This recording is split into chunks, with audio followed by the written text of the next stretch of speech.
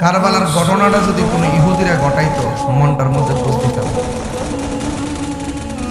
কারবালার ঘটনাটা যদি খ্রিস্টানে ঘটাইতো মনটার মধ্যে বুঝ দিতাম।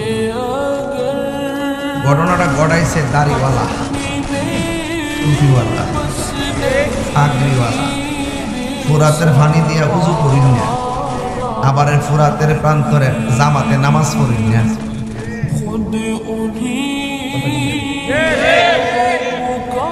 উজু করিন না, ফুরাতের পানি দিয়া উজু কইরা নামাজ পড়ছে, মুখে দাঁড়িয়ে আছে, মাথায় পাগড়ি আছে, কোরআনে হাফেজ, আল্লাহ আল্লাহ জিকিরের অভাব নাই। এরাই ইমাম হুসাইনের গলায় ছুরি চালাই দিছে। আপনারা যারা আমরা কন যে হুজুরা লাগছেন কি লেগা, দাড়িওয়ালা রাখছেন কি লেগা, আমরা লাগছি না। দাড়িওয়ালার বাঘ হয়ে গেছে কারবালার ময়দান থেকে। এই জন্য হুসাইনের পক্ষে যারা থাকে তারা কারবালার ওয়াজ করে, যারা ইজিদের পক্ষে থাকে তারা কখনো কারবালার ওয়াজ করতে শোনা যায় না। কথা কথা